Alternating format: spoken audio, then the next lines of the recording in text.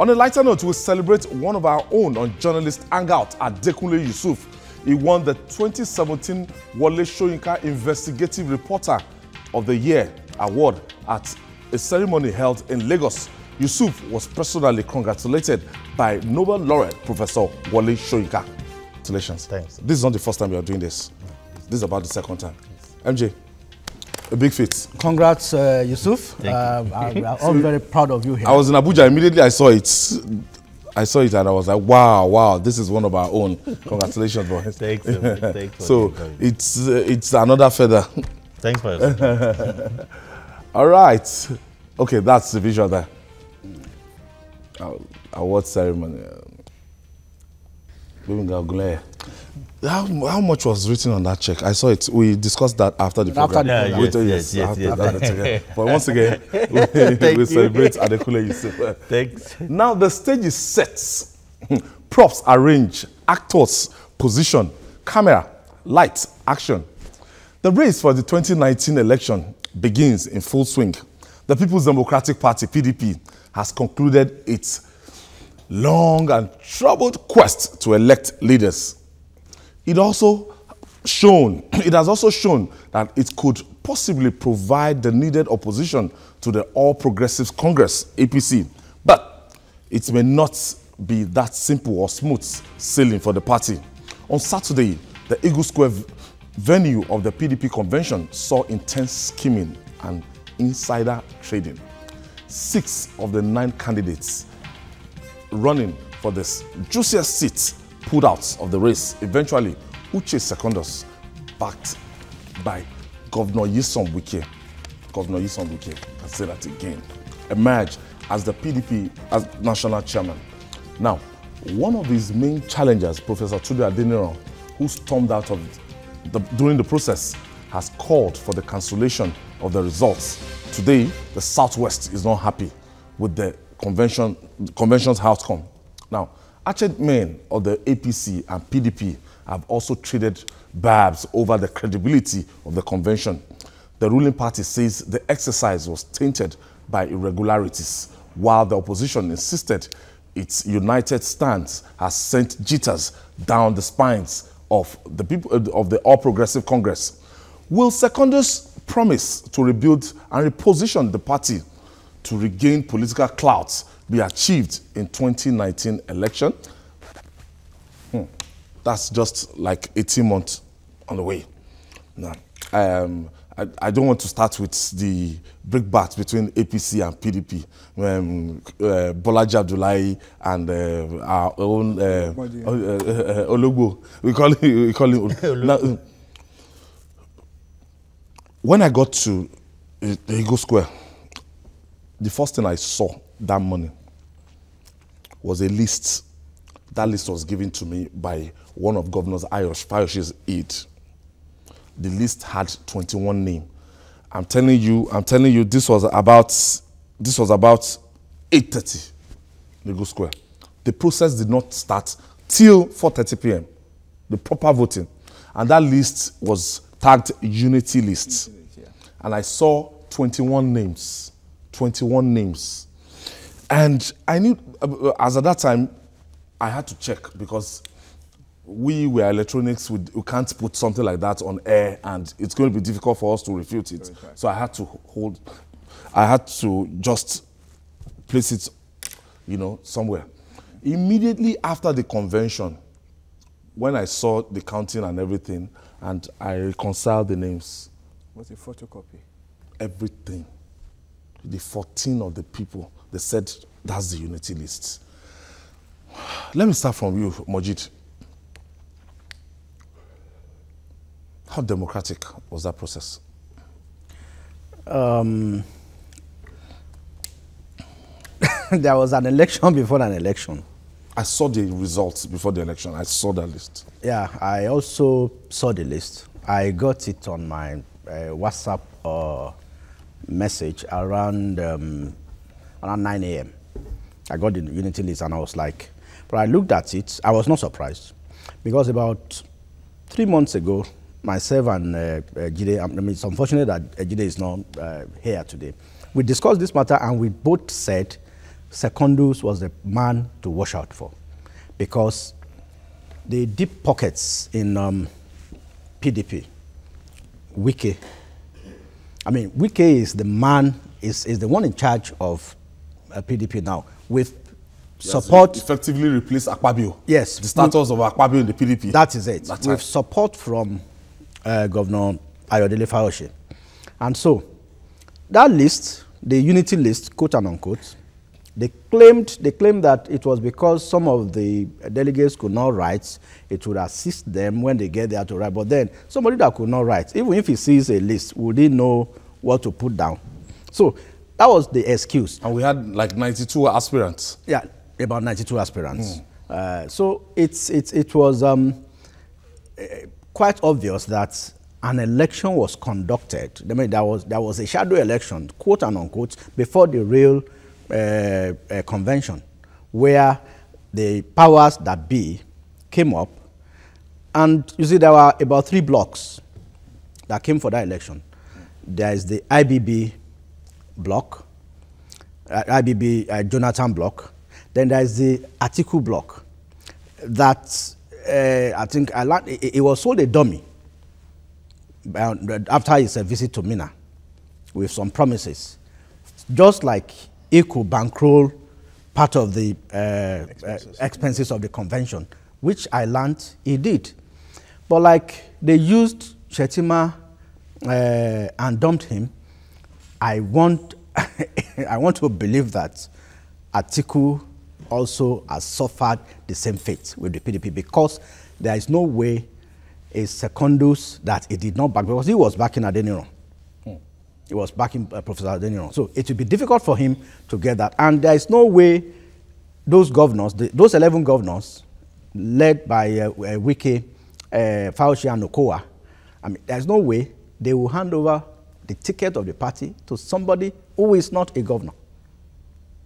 So, and they believe that Atiku understands the power game.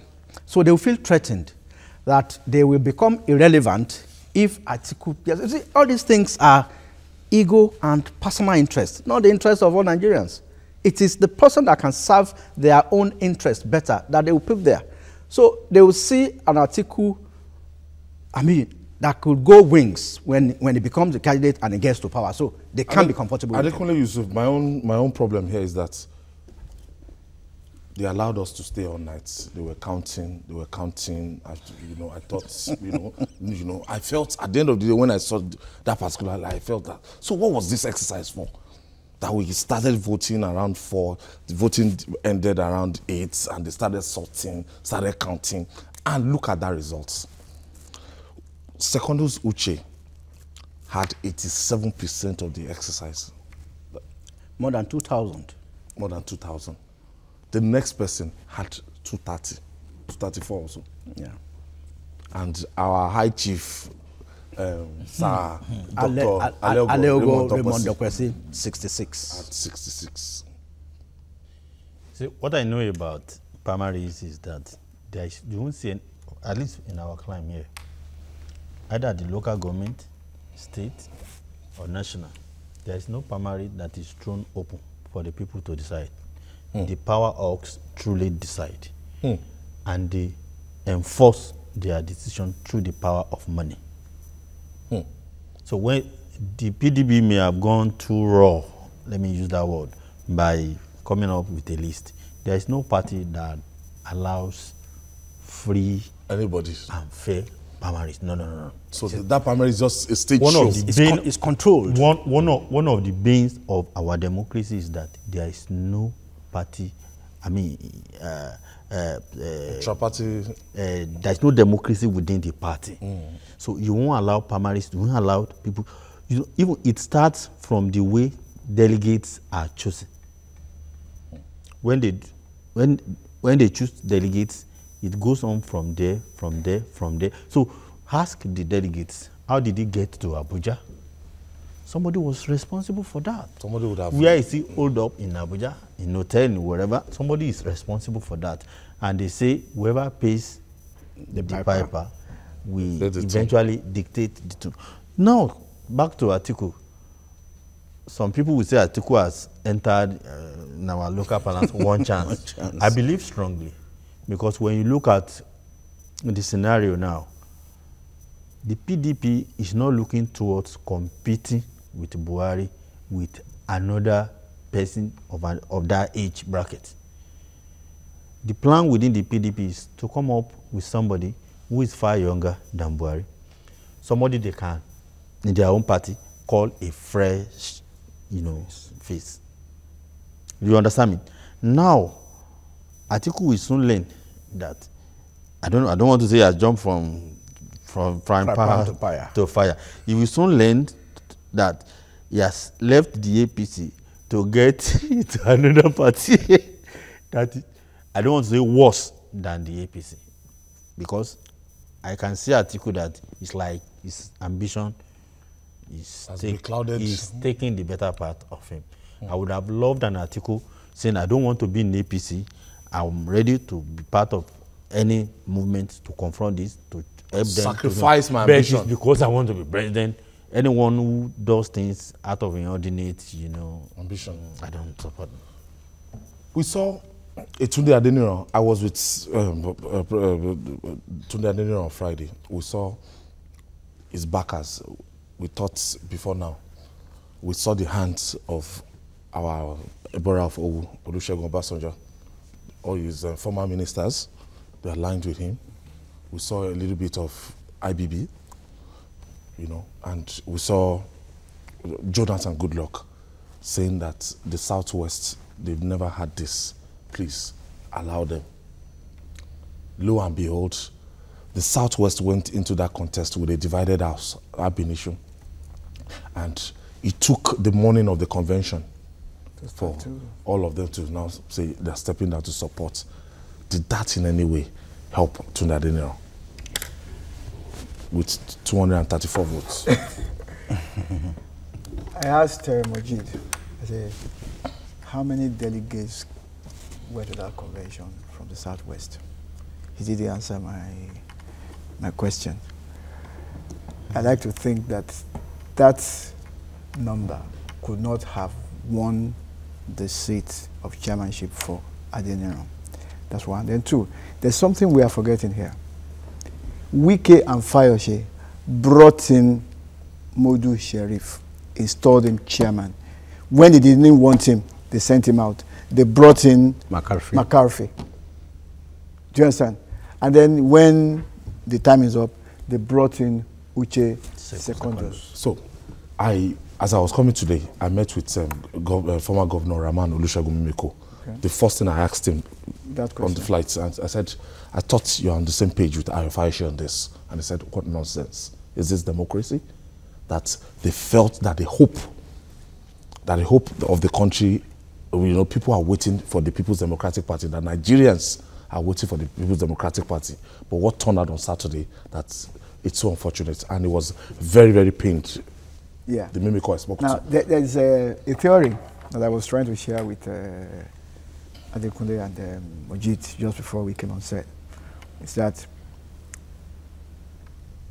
I said one part, but the second part I will add now. The first is that right now, the presidency has been zoned to the north. Now they have a chairman from the east, let's put it like that. And then from the south.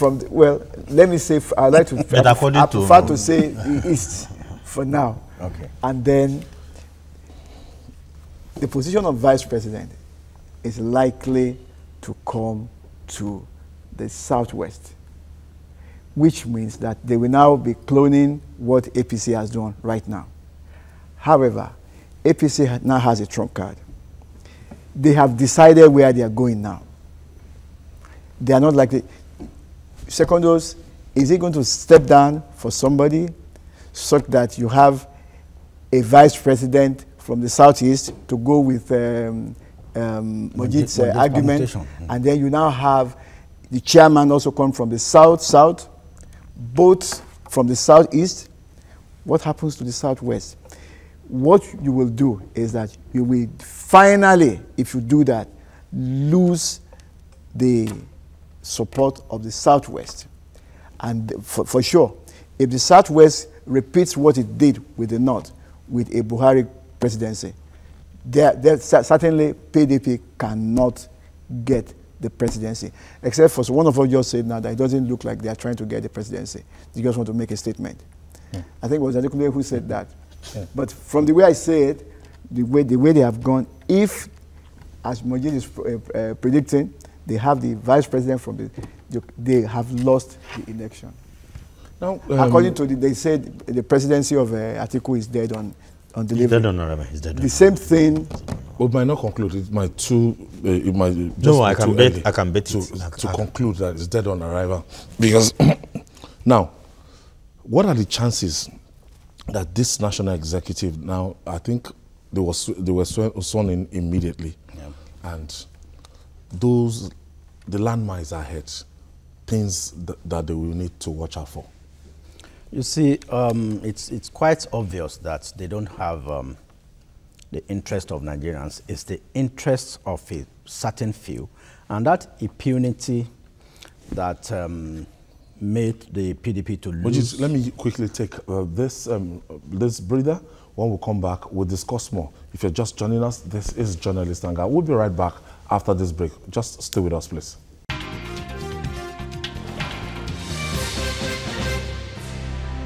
Welcome back.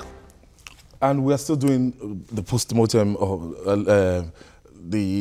postmortem on the National Convention, elective convention of the People's Democratic Party. You were about to say something. So like I was saying, the PDP, the impunity that sent them out of the powerhouse in 2015 is still living with them, because at least you must give Nigerians the semblance of a competitive convention. How can you have 2,000? There are 2,448 delegates accredited. I mean, for that election. Then total number of votes. The highest. I mean, Secondus polled over 2,000.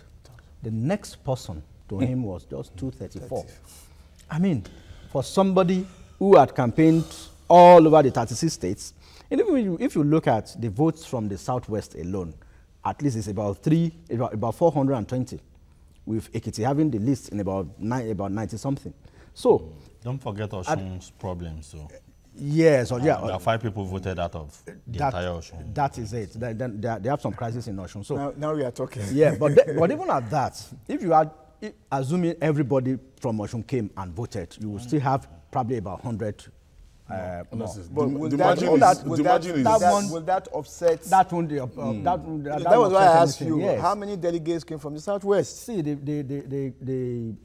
one of the power brokers in the PDP, of course, Fauci, happens to be from the same state with Adeniro, and he said, he's not backing. He said, if you see somebody who's going to kill you, he's going to put you in a coffin, would you back that person because he's from your state? The answer was for him, no. So it's about interest. Okay. And that they must continue to control the party. That election was not an election that wants to put them in a position to face the APC, government party. Yeah, the APC in presidential election in 2019, because now it has narrowed their choices of winning. Because now, if they pick a VP from Southeast, from the Southeast, then they should forget the Southwest. If they pick a VP from the Southwest, then it will give the APC an ample opportunity to make incursions to the Southeast, because APC already has. They'll be aggrieved. And since 1999, there has been no VP candidate from the Southeast. The same thing since 1999, there hadn't been any chairman from the Southwest. So this would have been a very good opportunity to balance that from with that convention. I mean, pushing the South, and that's why the northern elites and the likes of IBB and Jonathan were saying, let us back Southwest. That's why they microzoned this thing to the Southwest before the Port Harcourt convention. That's right. But after that convention, when Sheriff came and everything got messed up, so it was just not South. They compelled McAfee to say it is the whole of the South, which includes South, South, and Southeast. So they changed the goalpost. Now, to make matters worse, the political juggernauts in the Southwest were not united until the morning of the election. I listened to Olafeso. Dr. Edi Olafeso, who is the chairman of the Southwest zone of the PDP. And he said he called all of them several times, let us agree on a candidate. But I doubt if that would have changed the equation. Because Wike, Aoshe, and Okowa, they were hell-bent on ensuring that it is Secondus that will have it. Because they know that it will be difficult to control Bode George. It will be difficult to control Gbenga Daniel or even Ejimi Agbaje. So these are Ladoja. or even a Ladoja. They see these people as those who have, I mean, they have their grassroots people. They have their own structures, and they are founding fathers of the party. So it will be difficult, but for a Secondus, I wish them good luck. Now, let me ask you, who is Uche Secondus? He had, to the best of my knowledge, Uche Secondus attended a primary school and a secondary school, all in Rivers State. That's the highest education he had, even though he went to London. From his records, that he had a certificate from London School, London Institute of Commerce. I don't know what that means, but let's forget his education. He was acting. All can tell you, all I can tell you is that Uche Secondus is the best example of a professional politician. All his life, he has ever been a politician. Unlike some of our leaders who say, oh, he's a lawyer. There's a second address. No, he doesn't have a second address. He's been in politics all his life. When you check it from, I think, 1978, you check his record in NPN, you check his record in NRC. That's come that long. Check his record in, you know, he's been chairman of PDP twice in Rivers State from before he moved to national. From I think is it auditor, then later another. Okay, let me quickly take Aminu. Aminu is calling us from Abuja. That's our first caller. Thank you for joining us, Aminu. Yes, go ahead with your contribution, Aminu. Yeah, my contribution is that Vice President former who platform and who's very. I can barely hear Aminu. No, it's not audible at all. I was trying to say that the real trait, or let me say quality that attracted, you know, Secondus to his backers is because they see him as somebody who is easily controlled. He's pliable. No, he's pliable because he owes his life to politics, and when in politics, you need backers. No, I'm not trying to denigrate him.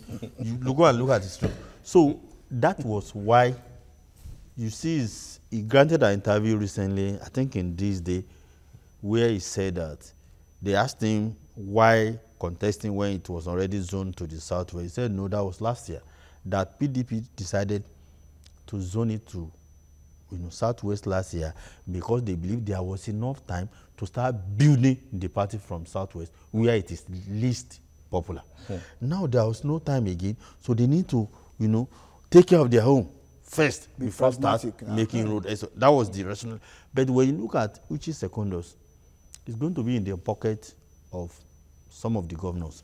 Now the governors will be extremely happy. It's a victory for the governors because now for them to put out money to back anything, they have an ally in the chairmanship of the party. So it's easy for the PDP to have access to cash now. I have Adamu from Kwara State. Thank you for joining us, Adamu. Yes, Adamu. Yeah, I'm online. Okay, go ahead with your contribution, please. Hello?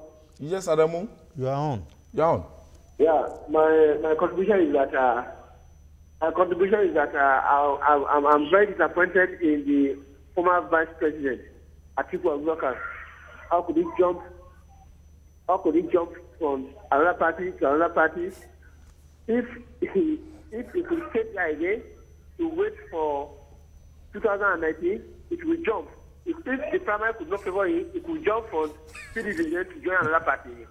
So at least in these days, the politics should not be like that. Thank you. All right. Okay, we take this breather. When we come back, we're still on the People's Democratic Party. We'll be right back. Stay with us.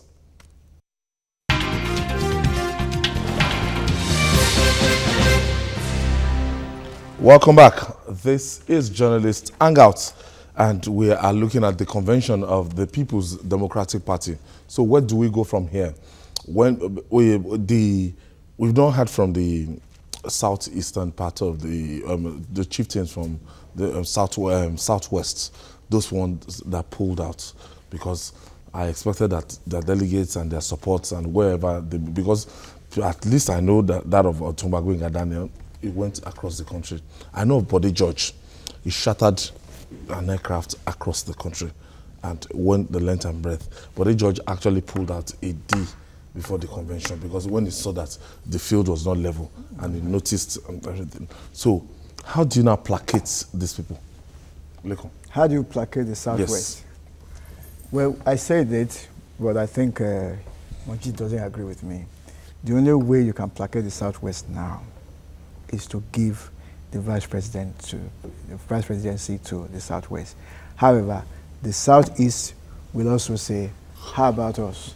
So what I'm trying to say is that PDP, by not having its chairman from the Southwest now, has put itself in a fix, in a very tight corner. It's like shooting itself in the foot. Do you agree with that? Yeah, because when you put the first foot wrong, then it's difficult for you to win the race, even if you have the best man in the fastest man in the world at the last leg. Sure. It will be difficult, especially when you are running with a Buhari that ordinarily he has 12 million votes waiting. He has been very, very consistent. Since he started running, he's never had less than 12 million, even when he didn't have the power of incumbency. And that followership has not changed. And even the people in the PDP, they know.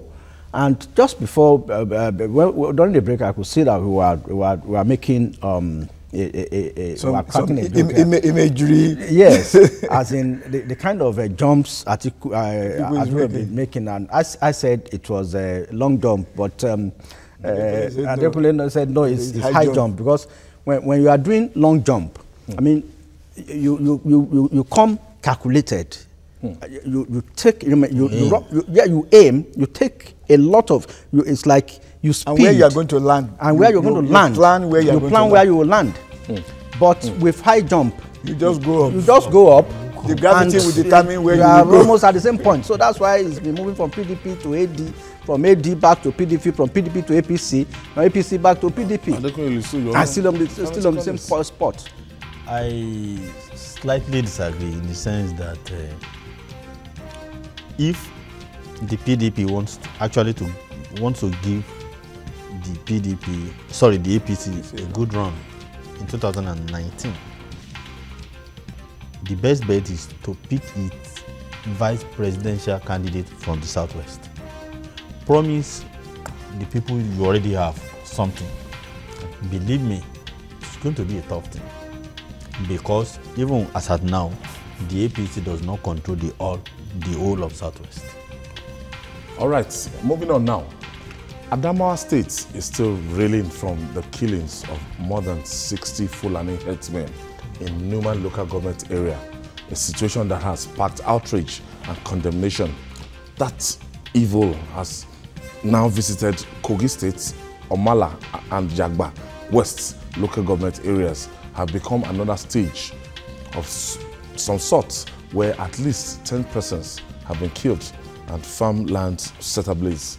Reports say armed men suspected to be Fulani herdsmen invaded two communities on Friday and perpetrated the violent acts.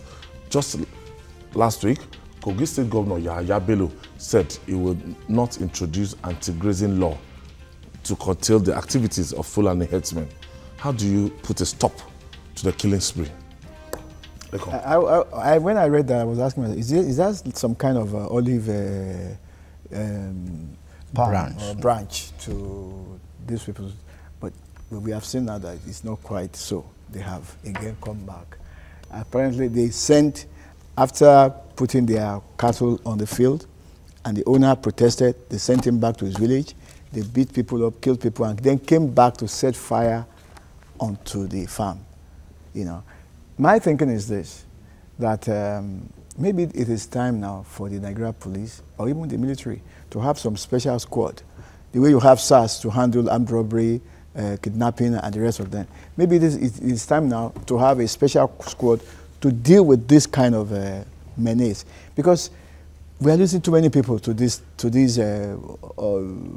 carnage, and I think it's very, very dangerous. You know, it's not the best for us, and it's all over across the nation. It's not just isolated. It's going all across, and like somebody has said that it appears to be one of a terrorist organization right now, one that kills most people right now in the world. How do you solve this hydra-headed problem? This thing has been on for some time, but because the government has been treating it with so much levity, except of course in Ekiti State, where the governor took a very proactive. Very proactive, and you see, you might not like fellowship for anything, but then I think the anti-grazing law, which he got the House of Assembly to sign, is really having an effect. And I think the timing of these things is also, it's consistent with the season. We are approaching dry season, so or rather the dry season is setting in. So the grazing land is diminishing. So there is this tendency for the nomadics to start moving to farmlands now, and I expect that the security operatives ought to bear this in mind and increase their dragnets, because this is the time that the migration towards farmlands increase, especially in the dry season, because the cattle must eat, they must feed. And since there is no proper arrangement for grazing, and they say the kind of cattle we breed in Nigeria are such that you can't domesticate them, they have to be on the range, they have to keep moving. So we must bear all this in mind, and to educate these herdsmen that we don't have to continue to kill people. A farmer, you can imagine the pain. Somebody who've been cultivating, and you need to see the way these cattle feed on farmlands. It's quite destructive. You would think it's like a war situation. I mean, no farmer would love that kind of stuff. That is his own source of livelihood, be it subsistence or commercial or mechanized farming. So it could be painful. So there will be resistance. And these guys are now armed, the herdsmen are armed with rifles. They have sophisticated weapons that they go with. So they start shooting. So I think government must take a very, very drastic step to ensure that the activities of these herdsmen are stopped once and for all. Can we have exclusive grazing land, as proposed by some governors, that areas that these people cannot move from one place to the other, that they should just be stationary in a place, and they provide them land instead of encroaching into people's farm? I don't think the federal government is ready to solve this herdsmen problem, because when you look at the way it evolved, it's been part of us for a long time, but it's never been a big issue like this. But look at the outcry, the casualties every time, almost every week. You wonder how many of these things were not even reported. The ones that got reported, look at the casualties. So a problem that has getting worse and worse and worse, and the government doesn't seem to have the requisite, solution to solve the problem. With the way we are going now, I don't think, the PDP gave Nigeria Boko Haram. And for years now, we'll still be battling to solve the problem. I hope the APC will not, bequeath the problem of flooding so that there will be a new problem we'll be solving in the future. With the way we are going, I'm seeing that trend. How do we fix it? How do we fix this problem now?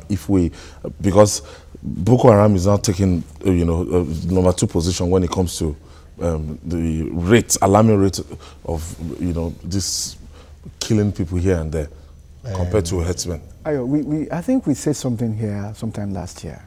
You see, for the president to, on October 1, just mention casually clashes between farmers and herdsmen, as if it's not a big issue.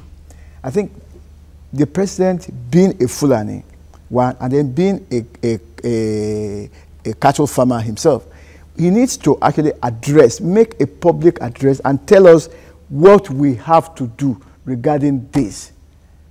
It's not enough for the Sultan to say something, for the Emir of Kano to say one of that. The president, who is Fulani, who is a cattle farmer himself, needs to speak on these issues.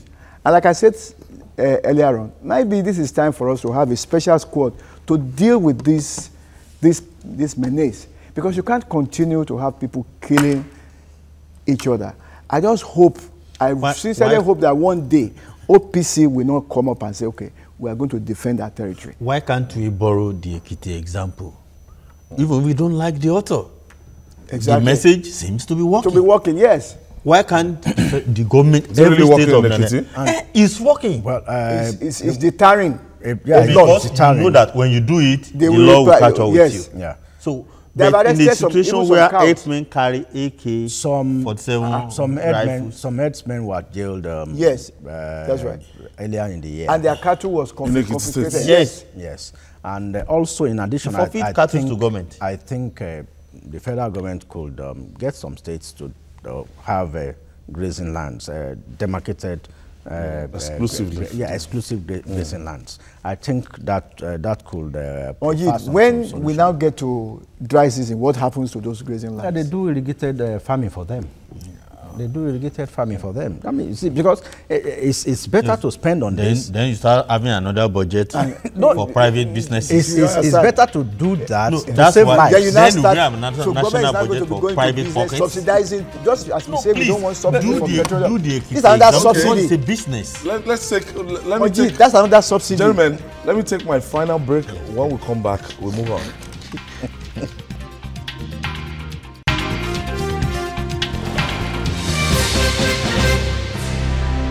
Welcome back.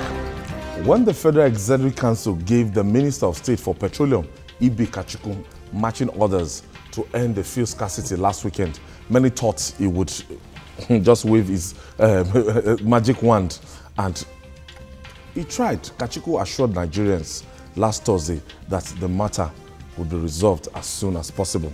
He explained that the supply issues triggered the scarcity. NNPC on its part also said that it has enough petroleum products to keep the country wet till the end of the year.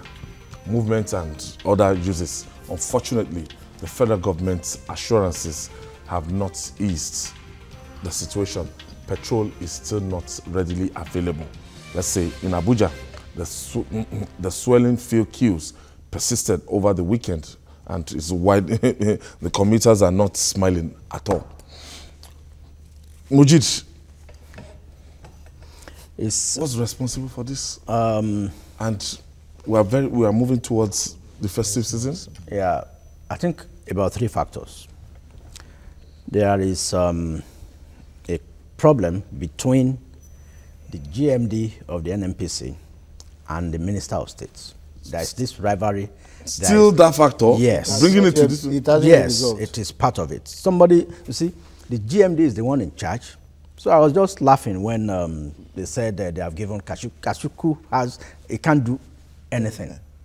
Figurehead? He's helpless, yes. Substitute. Now, it is the GMD who is in charge here. Now, that's number 1. Number 2, the NNPC told us about 2 weeks ago that for the later period, they have about so million or trillion liters.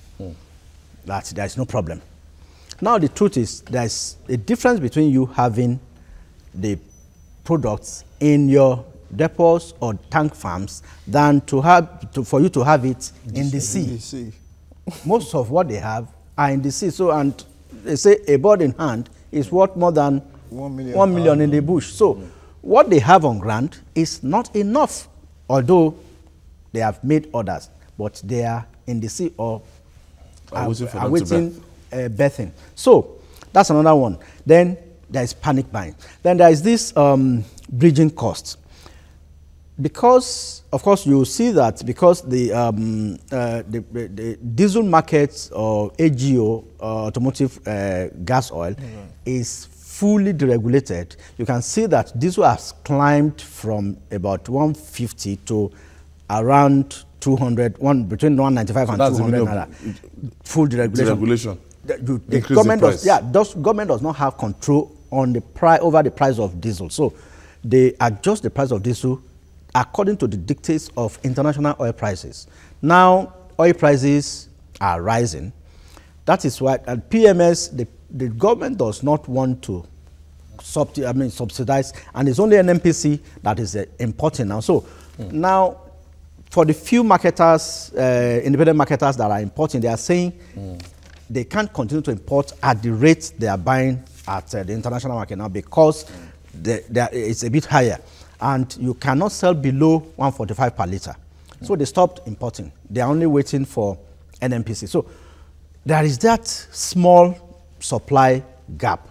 And NMPC, for you to go and be picking fuel at the depots, it's becoming increasingly difficult. You waste a lot of time because the source of where they pick the product has diminished. So a lot of queues. A lot of time being wasted. So there is this supply and the supply and the time, and there's a delay in supply and loading in distribution. So it's then panic buying. The moment people see 3 vehicles, they start calling themselves, they start rushing to all filling stations. All of us will do it. But I think in Lagos, there is some sanity. But not, you can't say the same. I was in Osun State at the weekend, and I actually bought 150 naira around Ada area.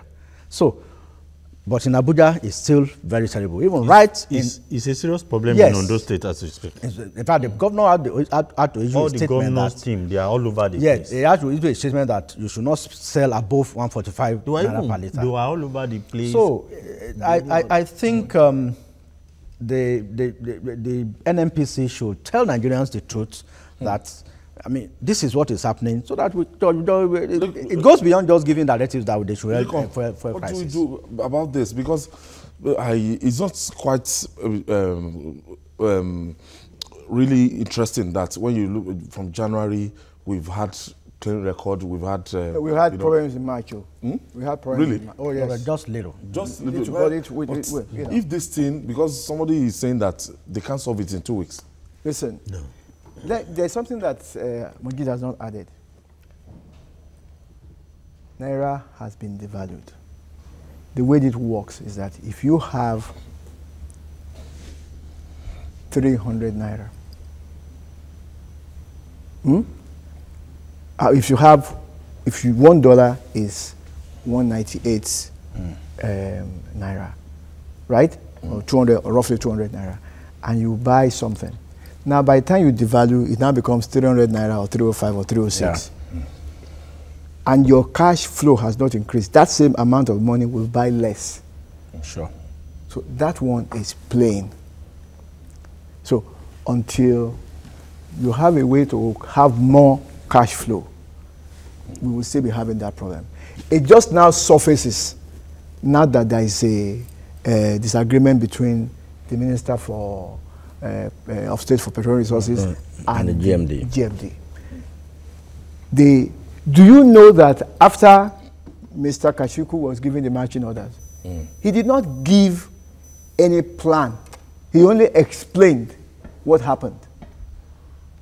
And you recall that the best that even the GMD of NNPC did was, it was supposed to have gone to collect one award somewhere. He said no. He said I won't collect. So he came back. And then after he came back, nothing. Because the product is on the high seas. They say they even have about 20 tankers or so. Yeah. Do you understand? 20, yeah. And you have not yet offloaded. So what are you talking about? There is no plan. What I need to hear is we have plans. This is how it's going to be going. Nobody said that. Rather, they just gave us explanation. So I'm apprehensive. I don't think this thing is going to be solved very quickly until they begin to offload what they have. If Kachukwu cannot operate, if he doesn't have the powers, if he doesn't have the influence, why is he still in the office? That place is sweet now. Why is he still there? By the time you know you're a lived up person. Remember, Nigerians don't resign from office. Though we are Nigerians, and it's like it's been part of our culture now. I don't know whether I should say our culture. You see, the NNPC has a lot to tell Nigerians. There's a lot of things they don't want us to know. So when you summon Kachukwu, you just tell your grandma and go. You should actually call the GMD. Tell us. No, he's not a fake member. It's not a fake member, but They can ask him the to Senate can summon him. Yeah, The presidency can summon him. The House of Reps can summon him. Or he can decide on his own to even call a press conference. Tell us what is happening. There's a lot that is happening within NNPC that we don't know about. Because as we go now, I see this problem extending into the new year. I see this. I see this. That's what I see. What you are facing, palatable. That's what I see. But that's the reality. What is happening in That's the reality. Lagos, That's what you I don't see. know, because the scarcity in Lagos is not. You can't. If you don't see here, you see that place. But when you go outside Lagos, people are suffering. That's right. People are really suffering. Ayo, did you hear that Kachukwu spoke with the GMD of NNPC? Have you seen the two of them? Have you seen the two of them addressing the a issue? joint press conference? Even as the superior to the GMD of NNPC, but why it was didn't he the give loser him a in the- directive, an open directive, and say, my friend, this is what I want. Can you please report to me what is happening? And then this is my reaction. This is what I want you to do. Nothing. Can I actually address him? Who will give that reaction? The minister. The last crisis. But you and I know what is happening. The last crisis that happened, it was Kachukwu that blew the whistle, but he ended up as the victim. Yeah, exactly. He from everything you see, he became the loser. Gentlemen, thank you, Lekon Shota. Thank you. Part of this show today. MJ in the building. Thank you. An award-winning Adekunle Yusuf. Congrats once again, Yusuf. Let me say that. Maybe you can transfer the identity. All right, and that's it on Journalist Hangout. Join us tomorrow for another interesting episode of the program. You can watch the repeat broadcast tonight at 11. You can also watch Journalist Hangout on our other platforms displayed on the screen. And on YouTube, at youtube.com/TVC News Nigeria. Our feedback channel is Journalist Hangout at tvcnews.tv. I'm Ayodele Usubahu. Bye for now. God bless Nigeria.